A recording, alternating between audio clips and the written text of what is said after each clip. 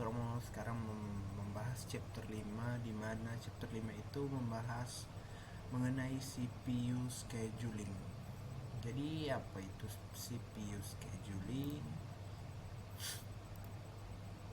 Jadi menurut buku itu CPU scheduling itu dasar dari sistem operasi yang berbasis multi programming.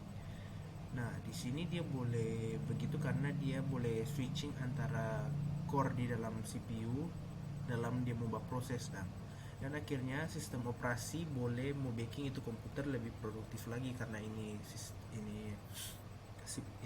CPU scheduling ini dia. Nah, jadi di chapter ini yaitu CPU scheduling, orang mau bahas basic dari konsep CPU scheduling.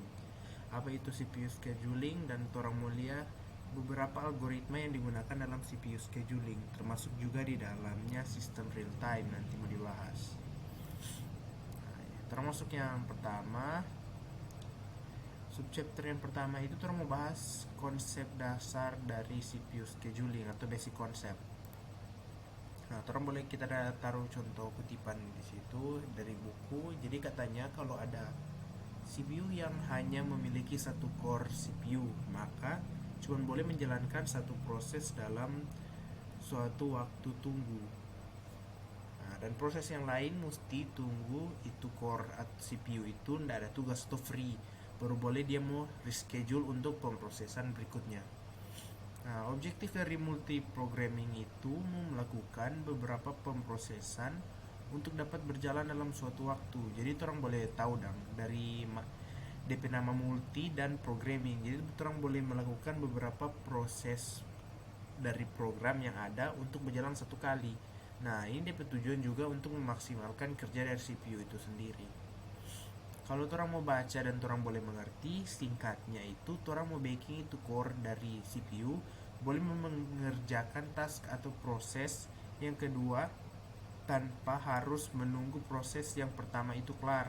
Jadi kalau ada misalnya ada proses yang pertama, proses yang kedua. Ini dengan pengandaian kalau di proses yang pertama itu ada waiting time di mana waktu mau tunggu dulu baru tuh proses boleh mesti kelar. Atau contohnya kalau baprint, contoh di baprint pasti pas orang baprint, pas tuh printer baprint tuh dia tuh prosesor tidak melakukan apa-apa tuh selain dia mau tunggu tuh printer di kertas mau masuk baprint, gara-gara dia lama tuh lebih lama dibandingkan pemrosesan CPU. Nah, selain dia tidak melakukan apa-apa, kalau dia mau tunggu lama. Nah, daripada terbuang sia-sia tuh waktu dia tunggu, lebih baik tuh prosesor kerja lain dulu dan dia boleh mau kerja proses yang lain dulu sambil tunggu itu printer mau print tuh dia. Nah, dan sekarang ternyata untuk baking to system berjalan secara demikian diperlukanlah sistem scheduling. Yang mana sistem scheduling ini merupakan suatu hal fundamental dalam fungsi-fungsi sistem operasi. Katanya karena semua resource yang ada di komputer sudah di-schedulekan dulu terlebih dahulu sebelum resource itu mau digunakan. Termasuk yang ke topik yang pertama yaitu namanya CPU I/O burst cycle. Dan apakah itu? Nah, jadi di sini juga kita taruh kalau orang boleh mau baca. Jadi singkatnya CPU scheduling itu adalah suatu proses di mana terjadi eksekusi program di mana pas orang eksekusi di proses cuma muter putar-putar antara dua kondisi ini CPU I/O burst cycle. Yang pertama yaitu CPU burst dan yang kedua itu I/O burst. Dimana jadi CPU burst itu adalah siklus dimana CPU yang bekerja dan untuk I/O burst adalah siklus dimana I/O yang bekerja. Jadi kalau CPU burst, CPU bekerja. Kalau I/O burst, I/O yang bekerja. Terus boleh lihat juga sekarang lihat di gambar itu ada contoh sequence dari CPU dan I/O burst. Terus mau lihat itu dia siklus dari CPU burst. Ini dia mulai CPU burst, habis itu dia I/O burst, habis itu dia balik ulang ke CPU burst dan seterusnya dan buku-buku tukar begitu. Jadi itu yang siklus burst atau burst cycle. Nah, sekarang terus masuk ke topik yang kedua. Sekarang ini CPU scheduler. Apa itu CPU scheduler? CPU scheduler itu singkatnya juga pas CPU so habis kerja dan atau kata lain so sementara tidak bekerja, idle, atau dia bekerja sebelumnya so kelar dan dia proses yang dia proses itu so kelar. Nah sekarang CPU scheduler mau kasih tugas, task atau proses yang baru for CPU untuk diproses dari proses-proses yang dia so simpang. Jadi misalnya kalau ada 3 proses, proses pertama dia so finish dan so kelar. Masih dia ada simpang, masih ada proses kedua dan ketiga. Pas yang pertama so kelar, dia mau kirim yang kedua untuk diproses. Jadi itu CPU scheduler itu rupa wadah yang menampung proses-proses yang mesti dieksekusi pas itu CPU so boleh mau eksekusi proses yang baru. Kalau terang perhatikan dia rupa tadi terjelaskan rupa antrian di mana kalau so kelar yang masuk, orang berikut yang mau masuk itu untuk diproses, bisa dikatakan begitu. Jadi pas orang so proses yang pertama so kelar, orang proses yang berikut yang so belum masuk, dia mau masuk pun diproses. Bisa dikatakan begitu, di sini tidak serta merta siapa yang duluan antri, so pasti dia yang mau dapat eksekusi berikut. Jadi dia bukan FIFO yang terusnya bilang first in first out. Jadi dia ini masih ada beberapa pertimbangan lain supaya proses yang antri berikut boleh masuk ke CPU untuk diproses. Jadi dia masih ada pertimbangan, contohnya katanya ada, orang boleh lihat di sini ada antrian prioritas dan lain-lain tuh dia. Itu bisa menjadi pertimbangan lain untuk jadi proses yang dieksekusi berikutnya. Sekarang yang ketiga itu preemptive and non-preemptive scheduling. Apa dorang itu? Jadi preemptive dan non-preemptive scheduling itu orang mesti lihat dahulu yang mana katanya ada 4 keadaan di mana pilihan dari CPU scheduling mau berlaku. Yang pertama itu orang melihat di sini itu proses di mana pergantian dari proses yang sementara berjalan atau running berganti ke status menunggu atau waiting state. Yang kedua adalah pergantian dari proses dengan status running ke status ready untuk di-run atau jalankan. Contohnya ketika ada interrupt, sementara berjalan, kau dapat interrupt, dia berhenti, dia ready itu tetap. Yang ketiga adalah pergantian dari status tunggu ke status ready. Contohnya ketika ada I/O yang so complete dia so siap begitu. Keempat, ketika proses di terminate atau berakhir, so kelar proses. Nah untuk status 1 dan 4 itu dikatakan skema scheduling non preemptive atau kooperatif, dan sebaliknya yang 2 dan 3 itu yang preemptive. Kenapa begitu? Katanya di situasi 1 dan keempat itu atau yang non preemptive, dia di sana tidak ada pilihan for scheduling, jadi tetap mesti eksekusi proses baru yang ada di waiting list yang orang lihat di CPU scheduler. Dengan begitu jadi dikatakan non preemptive. Jadi pas yang 1 dan keempat kalau dia sudah berhenti begitu, so pasti mau ini proses yang berikut so mesti masuk untuk berjalan. Jadi ada DP schedule mau atur-atur lah. Yang 2 dan 3 itu masih boleh mengatur kan. Sekarang yang keempat itu dispatcher. Apa itu dispatcher? Dispatcher itu merupakan fungsi yang berhubungan juga di dalam CPU scheduling yang tadi orang so bahas. Jadi ini dispatcher, kalau dalam bahasa Indonesia itu orang boleh bilang operator. Kalau di itu Google Translate itu operator. Dan itu modul yang mengkontrol core dalam CPU untuk ambil proses yang dipilih dari CPU scheduler. Dan dispatcher ini ada fungsi di dalamnya, yaitu switching context dari proses yang satu ke yang lain. Switching ke mode pengguna, dan juga dia boleh lompat ke lokasi di mana user program boleh mau resume to program supaya boleh mau lanjut proses. Berikutnya orang mau masuk ke yang bagian kedua, nanti akan dijelaskan oleh orang lain. Terima kasih. Halo, sekarang kita membahas mengenai topik yang kedua, yaitu scheduling kriteria. Dimana scheduling kriteria itu terang mulai lanjut. Kita ada kutip di sini dari buku. Jadi dalam CPU scheduling itu DP algoritma yang ada itu ada banyak perbedaan. Algoritma itu punya kelebihan dan kekurangan masing-masing. Dan jadi orang mesti pilih algoritma yang terbaik sesuai dengan yang orang mau pakai for orang pakai sendiri. Jadi kalau misalnya orang ada case tertentu, bagusnya pakai algoritma CPU scheduling yang ini. Kalau orang mau pakai algoritma yang lain, kurang baik dan bisa jadi begitu. Nah, ada banyak kriteria for mau compare algoritma dari CPU scheduling, dan kriteria itu ada CPU utilization. Jadi ini rupa beberapa persen itu CPU pe kemampuan yang orang so pakai. Yang kedua ada throughput, di mana ini memberikan data berapa banyak proses yang so kelar. Dan berikutnya yang ketiga ada turnaround time. Ini berbicara berapa lama waktu for CPU mau handle suatu proses. Yang keempat waiting time. Ini juga berbicara waktu, lebih ke berapa lama itu proses membuat tunggu di dalam CPU scheduling. Yang kelima ada response time. Ini juga berbicara waktu, tapi ini waktu dari awal dia dapat minta request mau masuk sampai dia menghasilkan respon yang pertama. Nah, itulah kriteria dalam CPU scheduling. Itulah kriteria dalam CPU scheduling, dan topik berikut mau dijelaskan oleh orang lain. Terima kasih.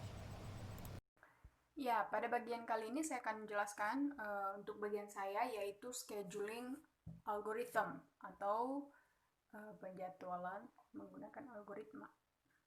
Yang pertama ada first come first serve yang konsepnya mirip dengan FIFO, di mana proses yang pertama tiba dia yang akan duluan dialokasikan atau diproses. Juga ada yang disebut dengan convoy effect di sini. Ada istilah convoy effect yang artinya adalah ketika sebuah proses dengan burst yang tinggi duluan nyampe atau dia duluan yang request ke CPU, maka proses yang selanjutnya dengan yang burst lebih rendah harus menunggu lama karena yang burst yang lebih tinggi ini akan lama diproses. Jadi yang burst lebih rendah ini dia akan lama juga menunggu proses yang burstnya lebih tinggi karena tadi first come first serve. Jadi walaupun yang lebih besar duluan nyampe, ya yang walaupun ada yang lebih kecil burstnya, yang lebih besar ini diduluanin dulu karena dia pertama datang gitu. Selanjutnya ada ya seperti ini kira-kira contohnya. Di sini kita punya 5 proses dengan ID masing-masing P1, 2 dan sampai 5. Kemudian di tabel kita bisa lihat ada arrival time-nya, terus ada burst time-nya. Arrival time-nya itu adalah waktu proses tersebut tiba di CPU. Iya, waktu proses tersebut tiba, tapi bukan di CPU. Nah, bisa kita gambarkan di dalam Gantt chart, Gantt chart ya mungkin pembacanya. Oke. Nah, di sini pertama kali yang masuk ke dalam CPU itu adalah P3. P3 kenapa? Karena arrival time-nya 0. Tentu saja 0 itu angka yang lebih kecil ya. Jadi dia yang pertama kali masuk CPU, akhirnya terus dia diproses, kemudian pada milisecond yang ketiga P3 ini selesai.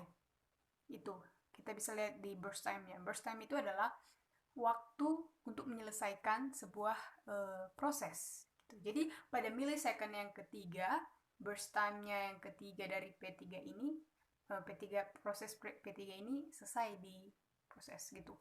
Setelah dia selesai, CPU-nya kosong. Setelah itu kita lihat lagi. Setelah kita lihat lagi di arrival time-nya, mana lagi setelah 0. Ada P1 di sana. P1 arrival time-nya 4. Tentu saja 4 lebih rendah dari 5, 6, dan sebagainya. Akhirnya dia masuk ke CPU, dia diproses, dan burst time-nya atau waktu untuk menyelesaikan P1 ini adalah 9. 9 kita dapat dari mana? Dari burst time dari arrival time tambah burst time dari P1 yaitu 4 tambah 5. Itu dia. Kemudian begitu selanjutnya, kemudian P5 masuk. P5 kenapa dia yang masuk? Karena arrival time-nya adalah 5. Dia lebih rendah dari arrival time 4, P4 dan P2. Akhirnya dia masuk, diproses, demikian juga dengan burst time-nya. Dia selesai pada milisecond yang ke-13. Kemudian ada P2 dan P4. Kita lihat arrival time-nya sama toh, ada sama-sama 6. Wah, ini gimana? Yang mana yang duluan nih gitu kan. Nah, Kalau ada case yang kayak gini di FCFS, yang diduluankan itu adalah eh, ID yang lebih rendah. Jadi kita bisa lihat ini P2 yang masuk ke CPU. Kenapa P2? Karena ID P2 itu lebih rendah. Tentu 2 lebih rendah dari 4. Jadi dia yang duluan masuk dieksekusi, dan demikian juga selanjutnya akhirnya P4 masuk dan diproses. Nah, kita boleh hitung juga turnaround time-nya. Turnaround time-nya itu didapatkan dari completion time kurang arrival time. Completion time itu adalah waktu yang digunakan atau waktu saat sebuah proses selesai. Jadi ketika misalnya proses ini selesai pada milisecond keberapa, nah itu dia completion time, waktu untuk complete-nya, waktu untuk menyelesaikannya. Jadi kita bisa lihat untuk P1 completion time-nya ada 9. Tadi kita bisa lihat di sana di gen card-nya 9. Waktu untuk menyelesaikan P1 itu adalah 9 milisecond gitu istilahnya. Jadi 9. Turnaround time-nya berapa? 9 kurang 4. 9 kurang 4 dari mana? Completion time kurang arrival time. Arrival time dari P1 berapa? 4. 9 kurang 4, 5. Jadi turnaround time-nya P1 adalah 5. Kemudian kita hitung waiting time-nya. Ada rumusnya di sana, turnaround time kurang burst time. Turnaround time kita udah dapat tadi 5. 5 kurang 5 sama dengan 0. Kenapa 5 kurang 5? Karena kita dapat rumus turnaround time kurang burst time. Turnaround time untuk P1 adalah 5, burst time untuk P1 kita bisa lihat di tabel adalah 5. Jadi 5 kurang 5 sama dengan 0. Begitu terusnya sampai ke bawah. Kemudian kita bisa juga hitung average turnaround time ya, rata-rata turnaround time-nya. Jadi kita jumlahkan aja kan, turnaround time-nya udah dapet tadi semuanya, 5 tambah 11 tambah 3 tambah 13 tambah 8, jumlahkan semua bagi 5. Kenapa bagi 5? Karena kita punya 5 proses. 40 bagi 5, 8 unit lah rata-rata. Kemudian kita bisa hitung juga rata-rata waktu waiting time-nya. Jadi kita jumlahkan saja itu waiting time, kita udah dapat juga tadi. 0 tambah 7 tambah 0 tambah 11 tambah 4 bagi 5. Bagi 5 sama kayak tadi. Kenapa bagi 5? Karena 5 proses yang kita punya. 22 bagi 5 ada 4,4 unit. Kemudian ada SJF atau Shortest Job First Scheduling. Algoritma ini berkaitan dengan panjang burst dari proses CPU berikutnya. Dari sebuah proses, bukan panjang total semua burst. Jadi berkaitan dengan length atau panjang dari burst dari proses yang berikutnya, bukan panjang burst keseluruhan proses gitu.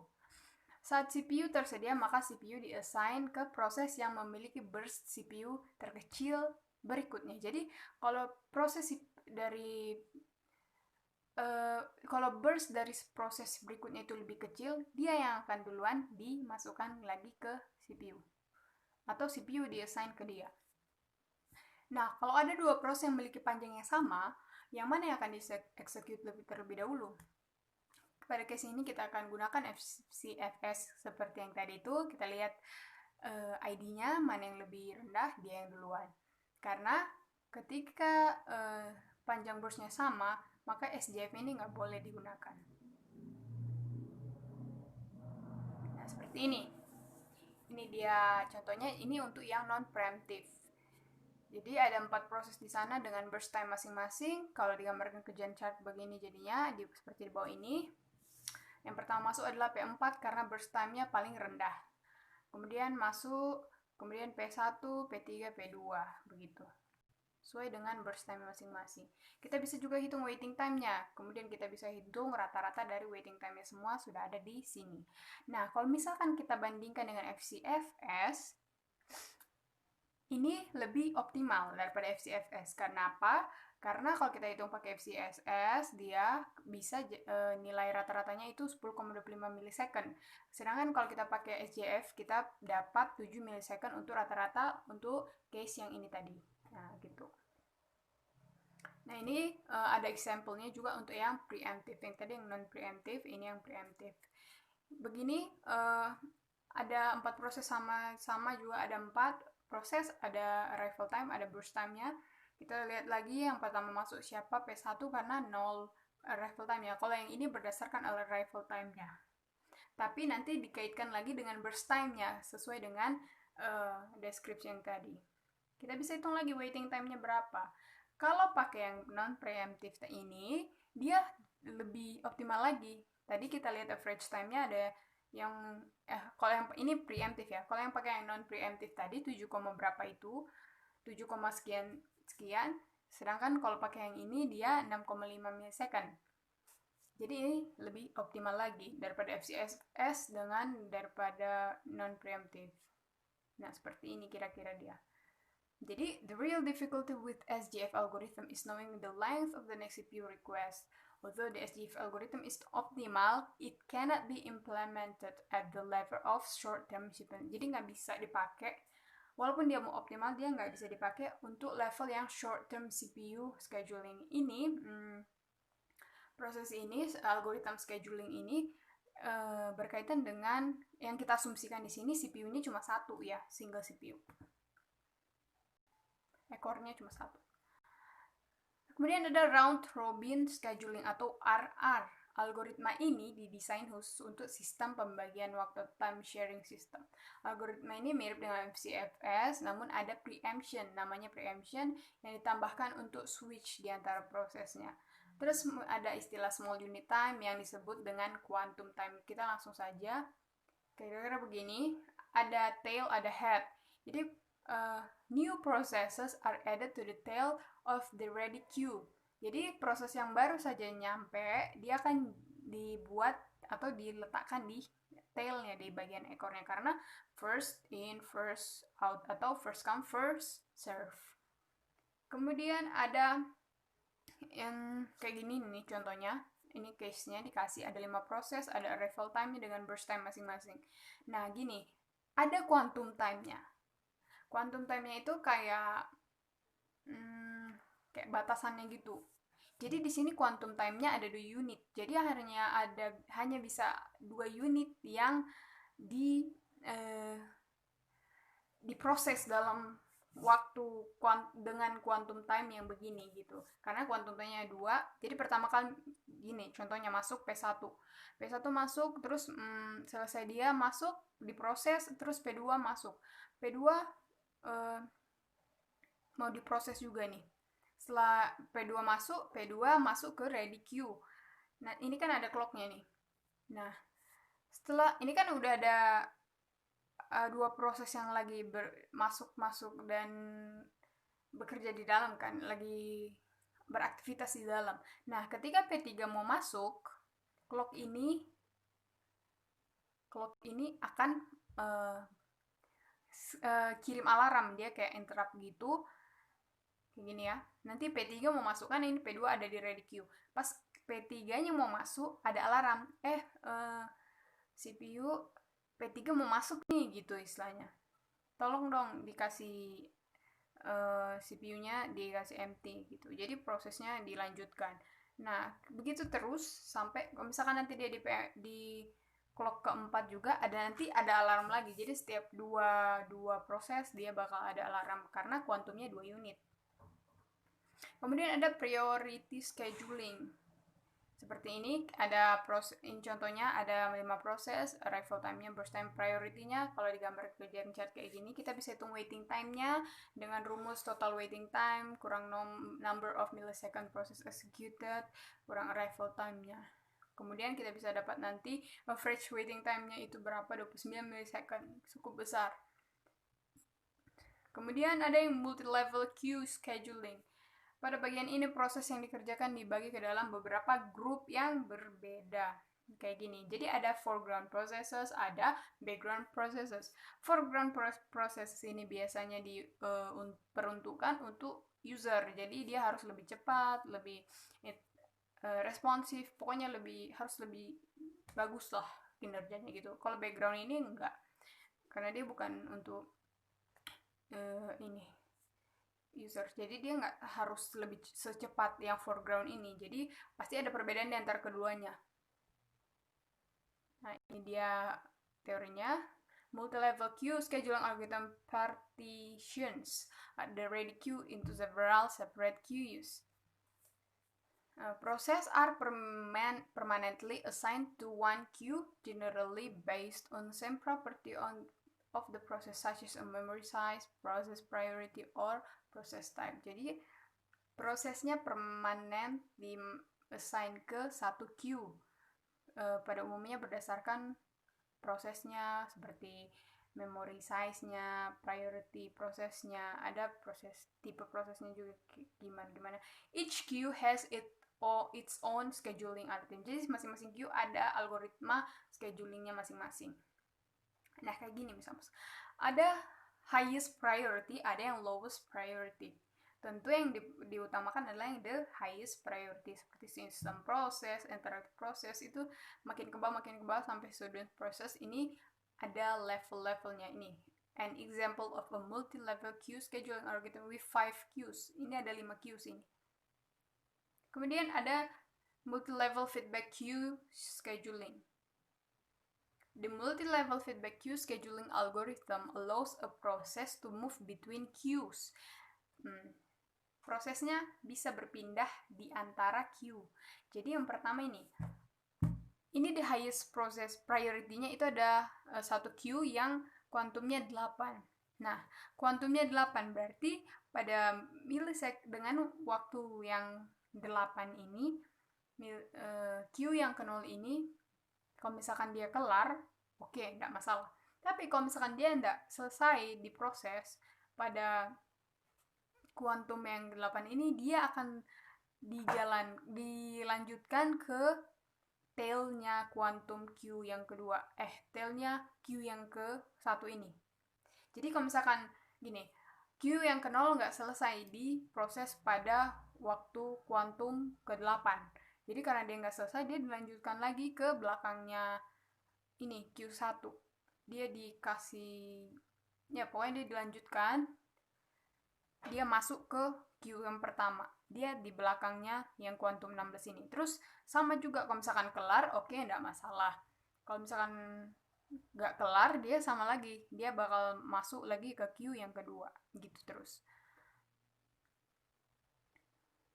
In a general, a multi-level feedback queue scheduler is defined by the following parameters. Jadi ada parameternya, ada number of queue-nya, ada scheduling algorithm untuk masing-masing queue apa, the method-nya untuk upgrade, method untuk demote-nya apa, method untuk determine masing-masing queue-nya gimana gitu. Kemudian ada yang disebut dengan thread scheduling. Thread scheduling ini membahas tentang ada distinction, perbedaan antara user level dan kernel level threads itu gimana. When threads supported, kapan dia disupport, kapan dia di-schedule, kapan dia tidak diproses, bagaimana hubungan proses many to one dan many to many models yang thread library-nya known as process contention scope, dia adalah PCS. Since scheduling competition is within the process, typically done via priority set by programmer. Jadi biasanya diselesaikan dari priority set oleh programmer. Kernel thread scheduled onto available CPU is system contention scope atau SCS. Kalau PCS tadi process contention scope, kalau SCS system contention scope, competition among all threads in system. Jadi itu kompetisi di dalam semua threads di dalam sistem. Kemudian ada pthread scheduling. Pthread is identifies by the following. Jadi ada dua scope values-nya, ada pthread scope, ada PSP, ada PSS. Pthread scope process schedules thread using PCS scheduling. Kalau yang PSS ini menggunakan SCS scheduling. Kemudian ada on system implementing the many-to-many model. The pthread scope process policy schedules user level threads onto available LWPS. Kemudian number dari LWPS-nya ini diatur dari thread library-nya, perhaps using scheduler activation. Kemudian pthread scope system scheduling policy akan create dan dia akan bind sebuah LWP untuk masing-masing user level thread di dalam yang proses yang modelnya many to many system. Yang paling efektifnya adalah dengan cara mapping threads menggunakan one to one policy. Terus the Patriot IPC Inter-Process Communication dua fungsi, ada Patriot ATR ini yang dua di bawah ini. Jadi kayak gitu, ada Patriot ATR scope itu dengan fungsi masing-masing. Jadi ada dua fungsi. Sekian dari saya, terima kasih.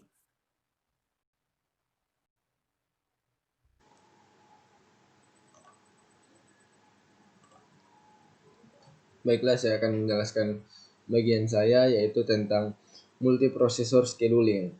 Nah, dalam multiprosesor scheduling ini ada kasus ketika prosesor identik yaitu homogeneus.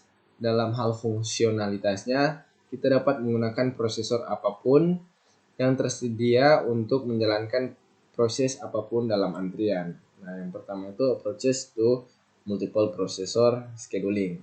Nah, pemrosesan I/O ditangani oleh satu prosesor yang disebut dengan master server, dan prosesor lainnya hanya mengeksekusi kode pengguna saja. Nah, ini sederhana dan mengurangi kebutuhan berbagi data. Keseluruhan skenario ini disebut dengan asymmetric multiprocessing. Nah, pendekatan kedua menggunakan symmetric multiprocessing, di mana setiap prosesor melakukan penjadwalan sendiri. Semua proses mungkin dalam antrian siap umum, atau setiap prosesor mungkin memiliki antrian pribadi sendiri untuk proses siap. Proses penjadwalan lebih lanjut dengan meminta penjadwalan untuk setiap prosesor memiliki antrian siap dan memilih proses untuk dieksekusi. Nah, yang kedua, yang selanjutnya itu multi-core processors. Nah, dalam prosesor multi-inti ini beberapa inti prosesor ditempatkan pada chip fisik yang sama. Setiap inti memiliki seperangkat register untuk mempertahankan status arsitekturalnya.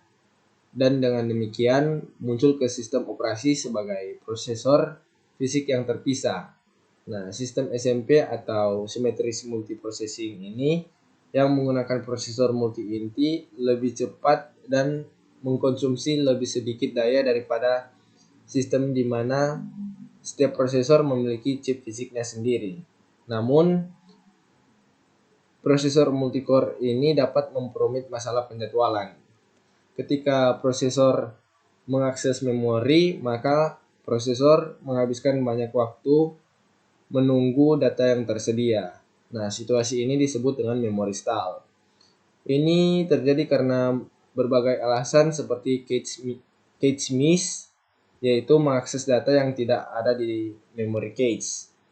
Dalam kasus seperti itu, prosesor dapat menghabiskan hingga 50% waktunya menunggu data tersedia dari memori. Nah, untuk mengatasi masalah ini, desain perangkat keras baru-baru ini telah menerapkan inti prosesor multi-threaded, di mana 2 atau lebih utas perangkat keras ditetapkan ke setiap inti. Oleh karena itu, jika satu utas berhenti saat menunggu memori, inti dapat beralih ke utas lain.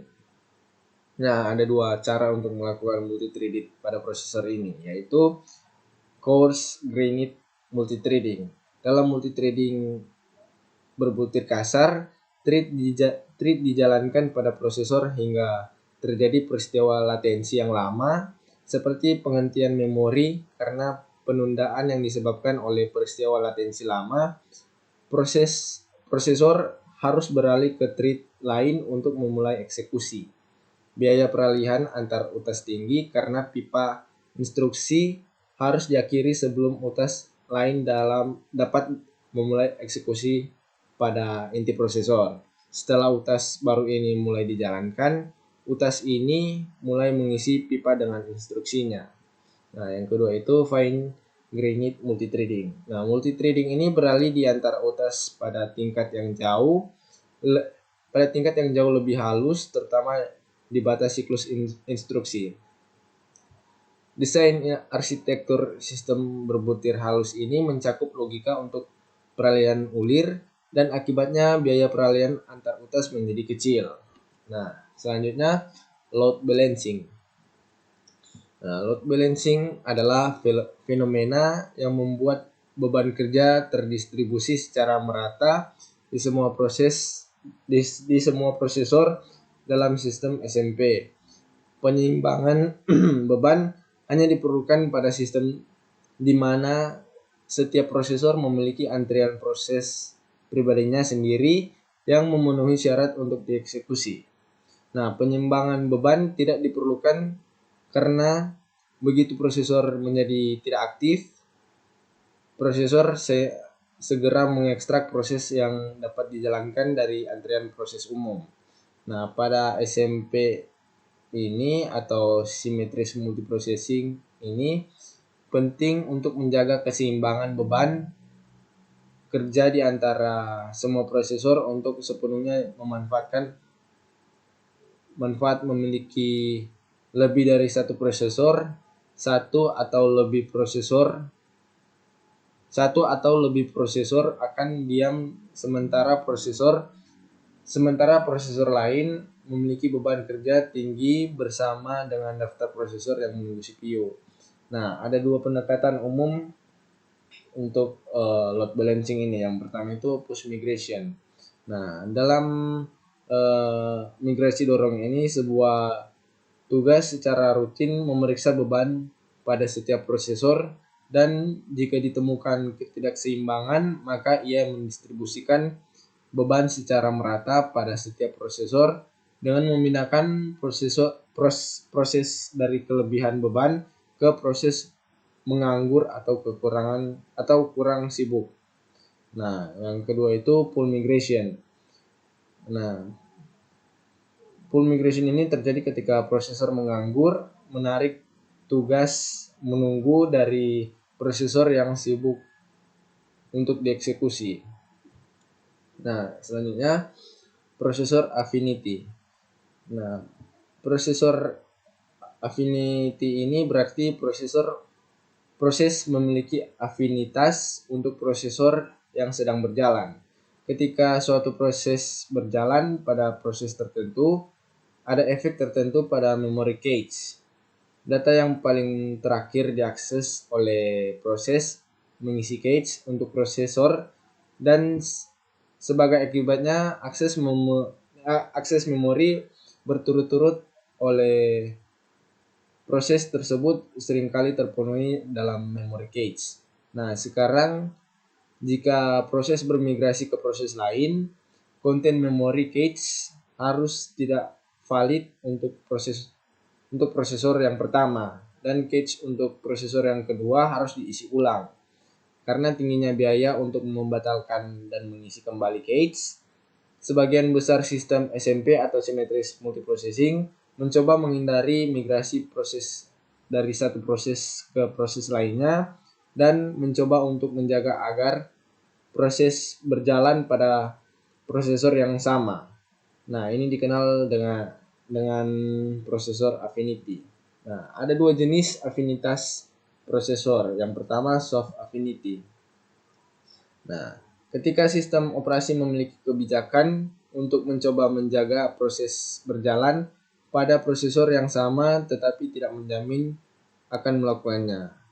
Situasi ini disebut dengan soft affinity. Nah, yang kedua itu hard affinity. Nah, hard affinity ini memungkinkan suatu proses untuk menentukan subset prosesor yang dapat dijalankannya. Beberapa sistem seperti Linux mengimplementasikan afinitas lunak tetapi juga menyediakan beberapa panggilan sistem seperti set affinity yang mendukung hard affinity ini. Yang terakhir itu heterogeneous multiprocessing. Nah, sistem multiprosesor heterogen ini terdiri dari beberapa prosesor tunggal dan multi-inti dengan jenis yang berbeda. Bentuk paling sederhana dari sistem pemrosesan multicore heterogen ini adalah kombinasi prosesor multicore dengan GPU. Namun, teknologi saat ini memungkinkan sistem multiprosesor heterogen pada sebuah chip yang berisi yang pertama itu tentang prosesor aplikasi multicore, yang kedua itu prosesor grafis multicore, Yang ketiga itu prosesor multicore real time, yang keempat itu unit manajemen platform, yang kelima itu unit konfigurasi dan keamanan, yang keenam itu multicore prosesor yang mengimplementasikan dalam programmable logic dari sebuah FPGA. Perkenalkan, nama saya Timothy Jeremy Dir. Sekarang saya akan menjelaskan tentang real-time CPU schedule. Apa itu real-time CPU schedule? Real-time CPU schedule, dalam membuat CPU schedule terdapat dua masalah khusus, yaitu ada soft real-time system dan hard real-time system. Pada dasarnya, soft real-time system adalah sistem yang tidak menjamin apa-apa pada saat proses kritis real-time, dan mereka hanya menjamin bahwa proses tersebut akan diberikan preferensi atas proses yang tidak kritis atau tidak mempunyai batas waktu. Sedangkan hard real-time system mempunyai persyaratan lebih ketat. Tugasnya harus diselesaikan sesuai dengan deadline. Jika sudah melewati batas deadline dan masih belum selesai, itu sama saja dengan tidak membuat apa-apa.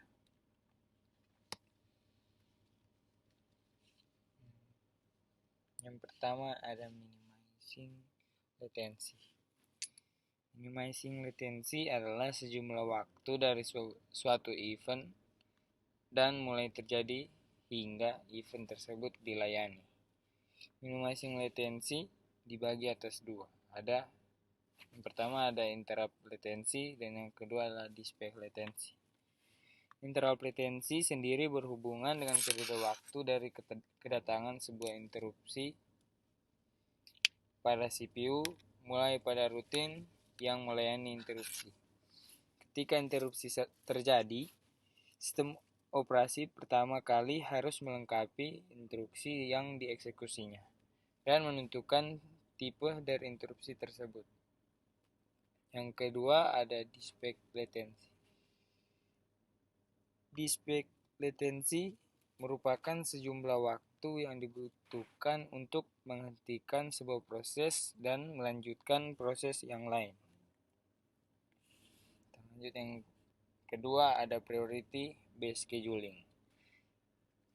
Priority based scheduling adalah salah satu algoritma penjadwalan yang paling umum dalam sistem batch.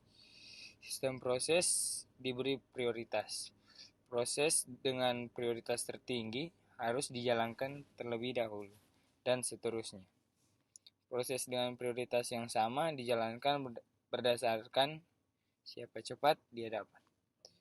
Prioritas dapat ditentukan berdasarkan persyaratan memori, persyaratan waktu, atau persyaratan sumber daya lainnya. Yang ketiga ada rate monotonic scheduling. Rate monotonic scheduling atau biasa disingkat RMS adalah cara yang paling umum untuk menetapkan prioritas. Itu optimal dan stabil. Secara optimal, maksud saya adalah jika kumpulan tugas dapat dijadwalkan dengan cara apapun, itu juga dapat dijadwalkan oleh RMS. Yang saya maksud dengan stabil adalah dalam kasus situasi kelebihan beban di mana beberapa tugas akan melewati tenggat waktunya. Dengan penjadwalan prioritas statis, jelas tugas mana yang akan gagal, yaitu tugas dengan prioritas terendah. RMS hanya menjadikan prioritas sebagai fungsi periode. Semakin pendek periode, semakin tinggi prioritasnya.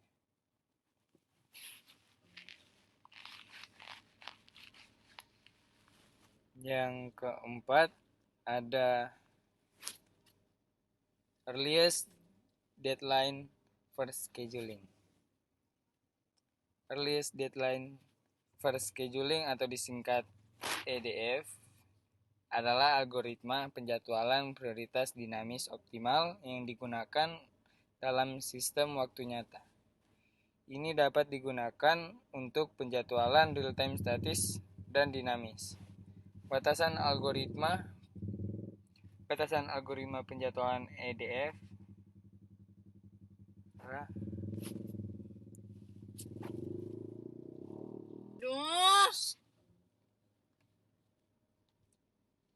batasan algoritma penjadwalan EDF yang pertama, masalah beban berlebihan transien. Yang kedua, masalah berbagi sumber daya. Yang ketiga, masalah implementasi yang efisien. EDF menggunakan prioritas pekerja untuk penjadwalan. Ini menetapkan prioritas untuk tugas sesuai dengan tenggat waktu absolut. Tugas yang tenggat waktu yang paling dekat mendapatkan prioritas tertinggi. Prioritas ditetapkan dan diubah secara dinamis. EDF sangat efisien dibandingkan dengan algoritma penjadwalan yang lain dalam sistem waktu nyata. Itu dapat membuat pemanfaatan CPU menjadi sekitar 100% sambil tetap menjamin tenggat waktu semua tugas. EDF menyertakan kelebihan kernel. Di EDF, jika pengguna CPU kurang dari 100%, berarti semua tugas sudah memenuhi deadline. EDF menemukan jadwal layak yang optimal. Jadwal yang layak adalah jadwal di mana semua tugas dalam sistem dijalankan dalam tenggat waktu. Jika EDF tidak dapat menemukan jadwal yang layak untuk semua tugas dalam sistem waktu nyata, itu berarti bahwa tidak ada algoritma penjadwalan tugas lain dan sistem waktu nyata yang dapat memberikan jadwal yang layak. Semua tugas yang siap dieksekusi harus mengumumkan tenggat waktunya ke EDF ketika tugas tersebut dapat dijalankan.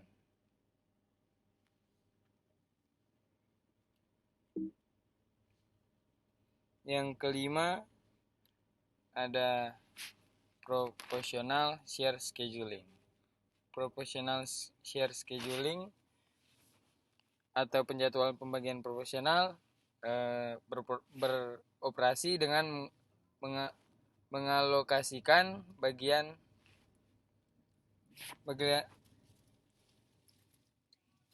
T di antara semua aplikasi.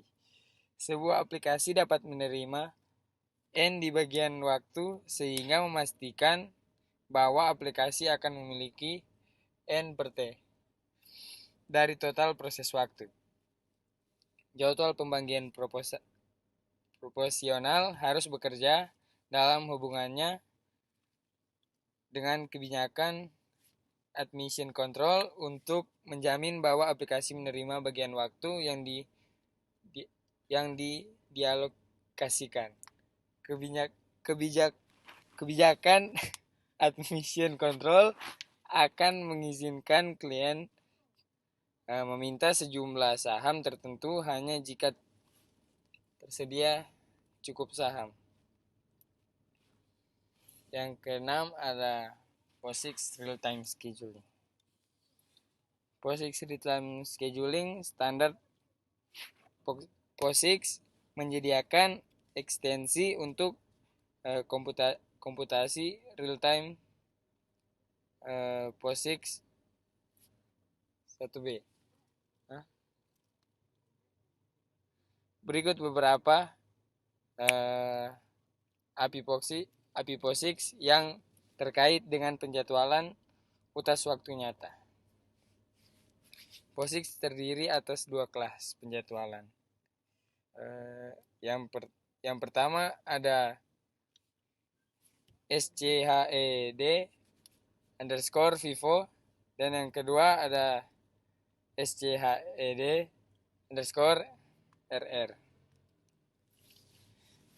Kedua tersebut disebut juga kebijakan waktu nyata. Mereka mengimplementasikan penjadwalan real-time prioritas tetap yang ditentukan oleh standar POSIX.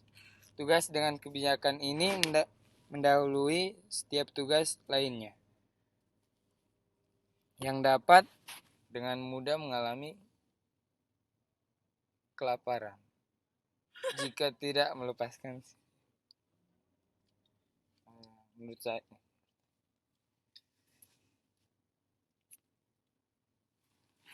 jadi yang dapat dengan mudah mengalami kekurangan. Perbedaan antara SCHED underscore Vivo dan SCHED underscore RR adalah bahwa di antara tugas-tugas dengan prioritas yang sama, SCHED underscore RR melakukan round robin dengan time slice tertentu, dan SCHED Vivo underscore Vivo sebaliknya membutuhkan tugas untuk menghasilkan prosesor secara eksplisit.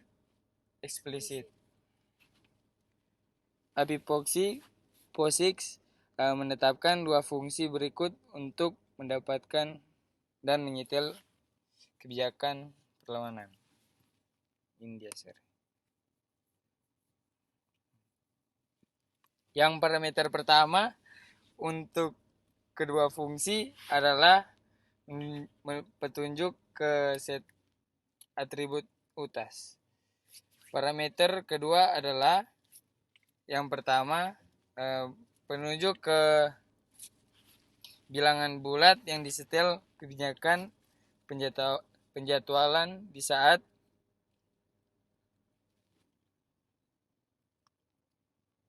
ini.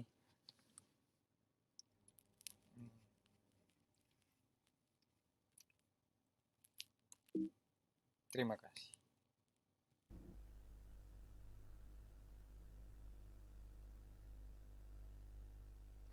Terima kasih atas kesempatan yang diberikan.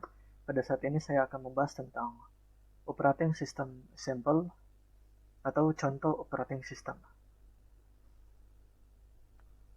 Yang pertama ada Linux scheduling, yang kedua ada Windows scheduling, dan yang terakhir ada Solaris scheduling. Nah, sebelum kita masuk pada contoh yang pertama, sebenarnya apa sih itu scheduling, atau dalam bahasa Indonesianya penjadwalan di dalam sebuah sistem operasi. Nah, scheduling itu dia merupakan satu atau beberapa buah aturan, mekanisme dan sebuah prosedur di dalam sistem operasi, yang dimana sistem operasi dalam hal ini adalah kernel, aplikasi, dan proses terkait dengan urutan kerja yang dilakukan oleh komputer dan sistem komputer. Nah, scheduling ini juga dia memiliki peran yang sangat penting. Di antaranya ada yang pertama, dia bisa memaksimalkan throughput. Setelah itu, memaksimalkan kinerja dan waktu prosesor. Baru ada efisiensi prosesor, dan selanjutnya kejadian atau fairness, response time, dan yang terakhir optimalisasi sumber daya atau resource. Nah, scheduling sendiri juga memiliki 4 jenis, atau ada 4 jenis scheduling. Yang pertama ada scheduling jangka panjang atau yang bisa kita sebut long term, scheduling jangka menengah atau mid term, scheduling jangka pendek atau short term, lalu scheduling I/O. Nah, sekarang kita masuk pada contoh dari operating system, yaitu Linux scheduling. Nah, proses scheduling dari Linux ini ternyata memiliki sejarah yang sangat menarik. Sebelum versi 2.5 dirilis, kernel Linux menjalankan variasi dari algoritma penjadwalan Unix tradisional. Nah, namun karena algoritma ini tidak dirancang dengan sistem SMP atau Symmetric Multiprocessing, algoritma ini tidak mendukung sistem dengan banyak prosesor secara membedai atau secara keseluruhan. Nah, selain itu mengakibatkan kinerja yang buruk untuk sistem dengan sejumlah besar proses yang dapat kita jalankan. Kita lanjut.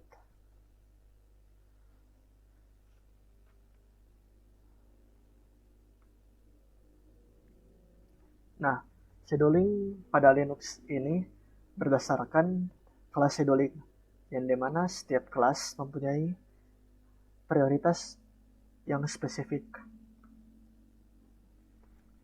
Nah, dengan menggunakan kelas scheduling yang berbeda, kernel dapat mengakomodasi algoritma penjadwalan yang berbeda berdasarkan kebutuhan sistem dan prosesnya. Nah, untuk memutuskan tugas mana yang akan dijalankan selanjutnya, scheduling memilih tugas dengan prioritas tertinggi. Nah, karena Linux standar menerapkan dua kelas scheduling. Yang pertama ada a default scheduling class using the CFS scheduling algorithm, dan yang kedua ada a real-time scheduling class. Kita lanjut. Nah, CFS scheduler menerapkan proporsi waktu pemrosesan CPU untuk setiap tugas. Nah, proporsi ini dihitung berdasarkan nilai bagus yang diberikan untuk setiap tugasnya. Nah, proporsi waktu dalam CPU dialokasikan dari nilai latensi yang ditargetkan. Selain memiliki nilai default dan minimum, latensi yang ditargetkan dapat meningkat jika jumlah tugas aktif di dalam sistem meningkat melebihi ambang batas tertentu. Kita lanjut. Nah, CFS scheduling tidak menerapkan prioritas secara langsung. Sebaliknya, ini mencatat berapa lama setiap tugas telah dijalankan dengan mempertahankan waktu proses virtual. Setiap tugas dia menggunakan variabel runtime per tugasnya. Nah, waktu berjalan virtual dikaitkan dengan faktor peluruhan berdasarkan prioritas tugas. Tugas dengan prioritas yang lebih rendah, dia memiliki tingkat kerusakan yang lebih tinggi daripada tugas dengan prioritas yang lebih tinggi.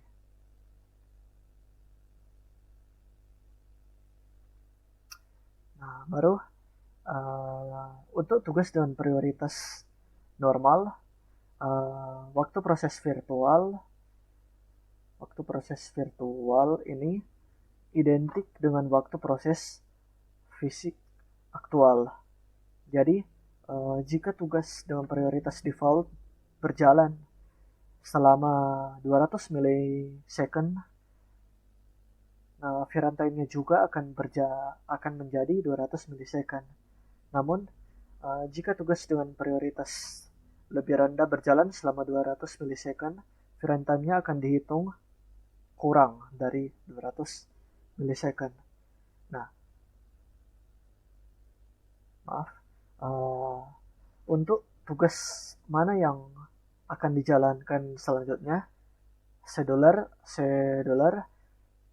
cukup memilih tugas yang memiliki nilai runtime terkecil. Selain itu, tugas dengan prioritas lebih tinggi yang tersedia untuk dijalankan dapat mendahului tugas dengan prioritas yang lebih rendah. Kita lanjut.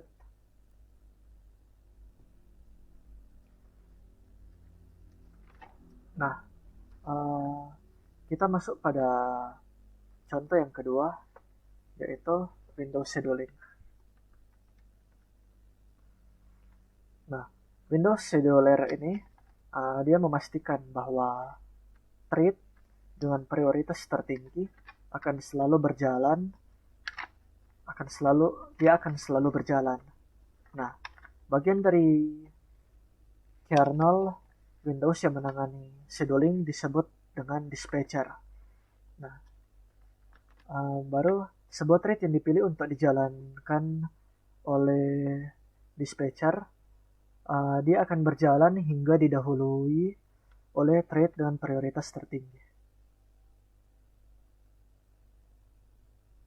Nah, jika thread dan prioritas lebih tinggi menjadi siap saat thread dengan prioritas lebih sedang berjalan, thread dengan prioritas paling rendah ya akan dipilih.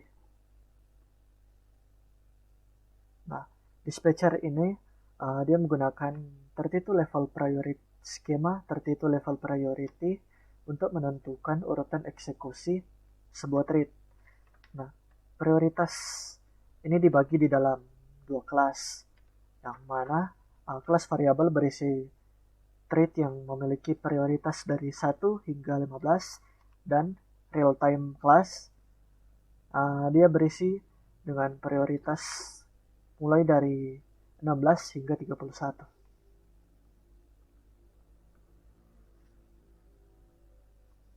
Nah, sebuah thread dalam sebuah kelas prioritas tertentu dia memiliki prioritas relatif. Nilai untuk prioritas relatif tersebut meliputi idle, lowest, below normal, normal, above normal, highest, dan time critical. Kita lanjut pada contoh yang ketiga, yaitu Solaris scheduling. Solaris scheduling ini dia menggunakan scheduling thread berbasis prioritas, yang dimana setiap kelasnya mempunyai prioritas yang berbeda dan algoritma scheduling yang berbeda-beda. Nah, di sini ada 6, yaitu time sharing, interaktif, real time, sistem, very share, dan fixed priority. Kita lanjut. Nah, di sini ada sebuah gambar yang menunjukkan dispatch tabel sederhana untuk sebuah scheduling time sharing dan interaktif threads.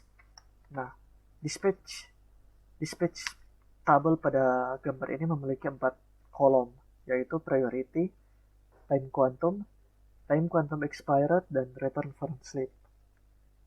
Nah, kita masuk pada yang pertama, yaitu priority. Jadi priority ini angka yang lebih tinggi dia menunjukkan prioritas yang lebih tinggi. Jadi dalam contoh pada tabel di slide, angka 59 adalah angka yang tertinggi, yang artinya angka 59 adalah priority yang tertinggi. Sedangkan angka 0 adalah angka yang paling rendah dari semua priority, yang dimana itu menunjukkan priority tersebut adalah priority yang paling rendah. Baru time quantum ini terkait dengan priority atau saling berhubungan dengan dengan priority. Nah, jika proses terendah misalnya dalam priority ini adalah 0, maka dia memiliki time quantum 200 milisecond. Sedangkan priority tertinggi dalam tabel adalah 59, yang dimana dia memiliki 20 milisecond time quantum terendah. Sedangkan yang priority 0, dia memiliki time quantum tertinggi. Kita masuk pada time quantum expired, di mana time quantum expired ini dia menunjukkan bahwa sebuah thread prioritas yang diturunkan. Jadi kalau kita lihat di slide 59 yang di time quantum expired, itu dia jadi 49. Dalam hal ini berarti diturunkan 10. Jadi 55 jadi ke 45, 50 ke 40, 45 ke 45, 40 ke 30, dan seterusnya. Jadi dikurangi 10 lah, begitu. Kita lanjut. Return from sleep. Nah, return from sleep ini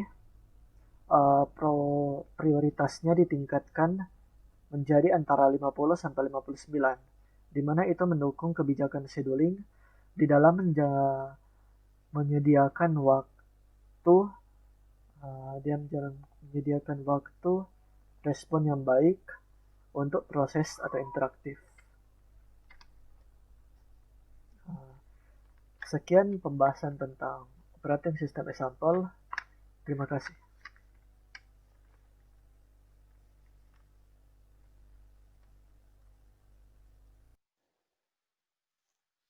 Oke, selamat malam. Pada saat ini saya akan presentasikan tentang algoritma evaluation dari CPU scheduling.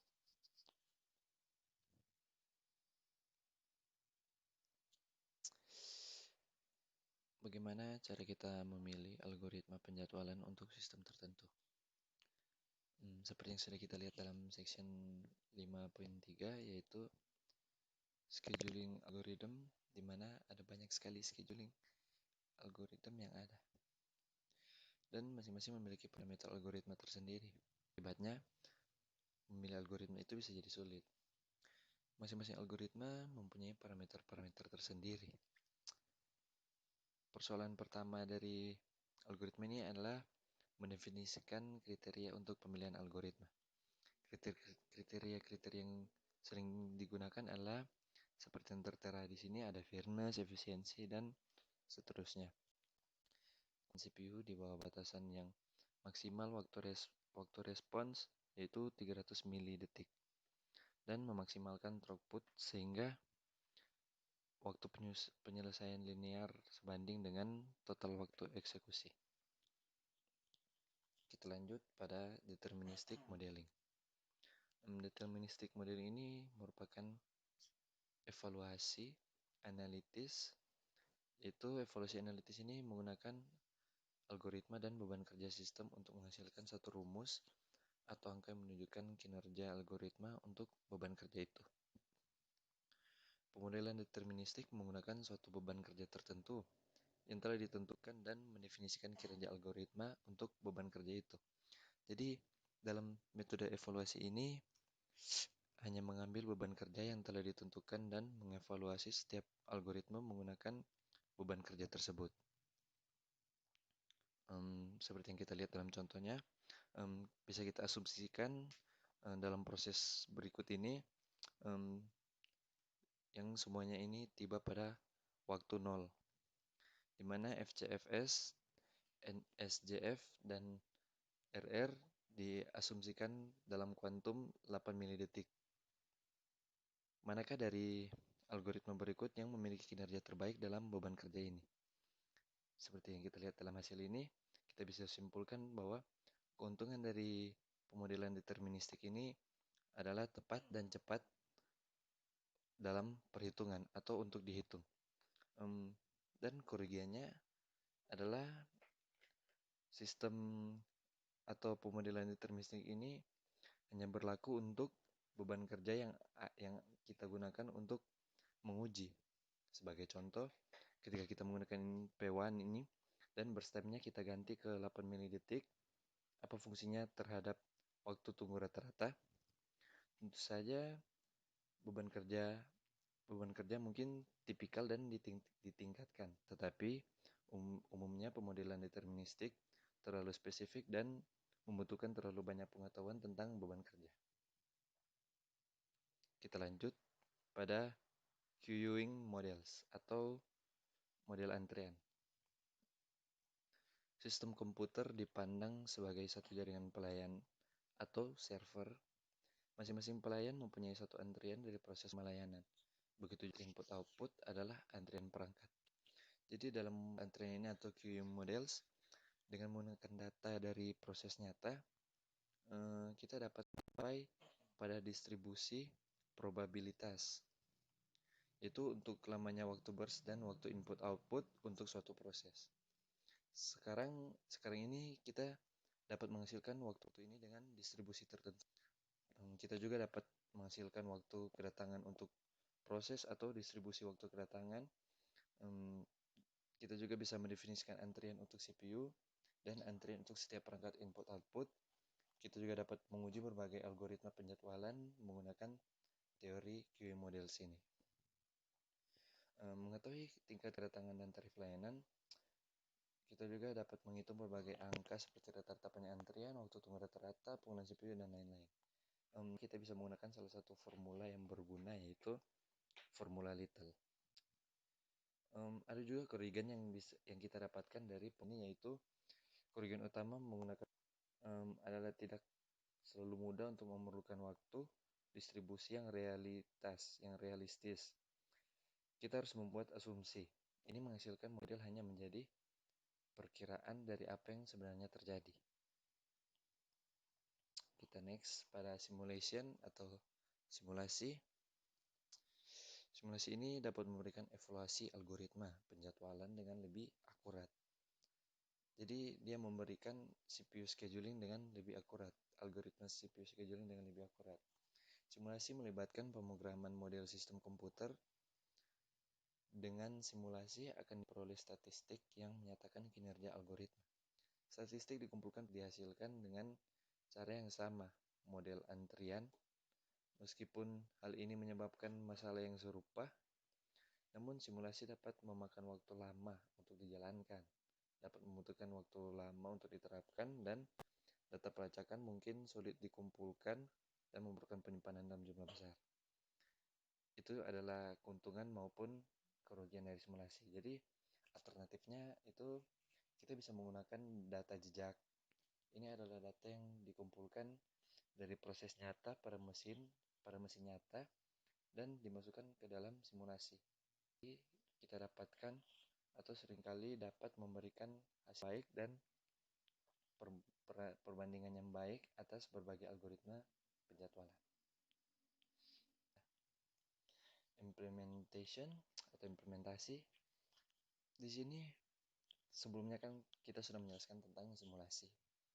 Akan tetapi simulasi pun di sini hanya memberikan akurasi yang satu-satunya cara paling akurat dalam mengevaluasi algoritma penjadwalan adalah atau dalam mengevaluasi algoritma scheduling adalah mengimplementasikannya dengan cara menjalankannya pada sistem nyata dan melihatnya bekerja.